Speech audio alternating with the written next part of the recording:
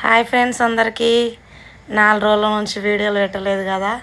ఎందుకంటే మేము శ్రీశైలం పాదయాత్రకు పోయింటి అనమాట. నేను మా ఆయన ఇంకా నలుగురం మొత్తం 6 మంది పోయినాము. అయితే శ్రీశైలం పాదయాత్ర మేము ఎక్కడి నుంచి స్టార్ట్ చేసినామంటే ఫస్ట్ హైదరాబాద్ నుంచి కర్నూలు పోయినాం అనమాట.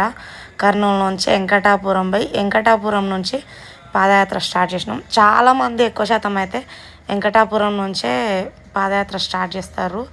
ఇంకా మేము పాదయాత్ర వెంకటాపురం నుంచి సాయంత్రం 5 గంటలకు స్టార్ట్ చేసినాము. ఆదివారం రోజు సాయంత్రం 5 గంటలకు స్టార్ట్ చేస్తే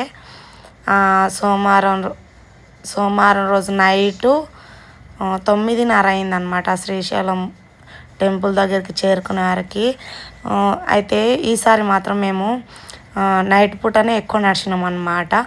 5 గంటలకు స్టార్ట్ చేస్తే నైట్ 2 గంటల వరకు నడిచి అడవిలోనే పెద్ద చెరువు దగ్గరలో అయితే పోయి పండుకున్నాము. ఒక దగ్గర అన్నదానం చేస్తుంటే ఆడ తినేసి పండుకున్నాము. ఇది మీకు ఇప్పుడు చూసేది కూడా పెద్ద చెరువు ఇదంతా.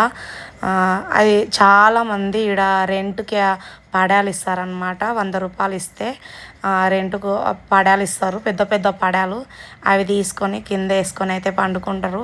అందరూ ఇంటికాంచే దుప్పట్లు తెచ్చుకుంటారు, ఎందుకంటే చలికాలం కదా, కప్పుకోవడానికి దుప్పట్లు తెచ్చుకుంటారు. కింద వేసుకొని మాత్రం ఈ పడాలు కిరాయి ఇస్తారు. అడవిలా కిరాయి తీసుకొని వేసుకొని పండుకుంటారు అనమాట. ఇది మేము రెండోసారి పాదయాత్రకి వెళ్ళడం. మా ఆయన అయితే ఫస్ట్ టైము. మేము ఇంతకుముందు కూడా 2 సంవత్సరాల కిందట ఒకసారి పోయింటిమి. ఈసారి మా ఆయన కూడా నేను కూడా వస్తా అని చెప్పి వచ్చిండు. పాదయాత్ర అయితే మంచిగానే నడిచింది. కొంచెం కాళ్ళ నొప్పులు అయితే బాగానే అయినవి. చాలామందికి పెద్ద పెద్ద బొగ్గలు కూడా వచ్చినవి కాళ్ళకి, నీటి బుగ్గలు లాంటివి. ఇంకా మేము దర్శనము సోమవారం చేరుకుంటే మంగళవారం దర్శనం అయిపోయింది.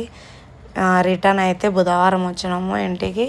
బుధవారం మధ్యాహ్నం, ఆదివారం రోజు పొద్దుగాల 6 గంటలకు ఇంటి నుంచి పోతే మళ్ళీ బుధవారం రోజు మధ్యాహ్నం 2 గంటలకు ఇంటికి అయితే వచ్చినాము హైదరాబాద్కు, మా ఇంటికి మేము. అయితే నడుచుకుంటూ పోతూనే ఉన్నాము చీకట్ల. చాలామంది లైట్లు, అవి బ్యాటరీలు ఉంటాయి కదా, లైట్లు తీసుకొని పోయినాము. ఎందుకంటే ఒక్క లైట్ కూడా ఉండదు అడవిలా, కాబట్టి నైట్ పూట నడవాలంటే లైట్ కంపల్సరీ ఉండాలి. మేము కూడా అట్లనే లైట్ తీసుకొని పోయినాం అనమాట.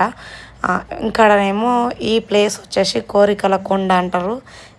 ఈ కోరికల కొండ దగ్గర చాలామంది అంటే ఒక రాయి మీద ఒక రాయి పేర్చి వాళ్ళకున్న కోరికలు అయితే కోరుకుంటారు. పిల్లలు కాని వాళ్ళు పిల్లలు కావాలని చెప్పి ఇట్లా తొట్లలాగా కడతారు.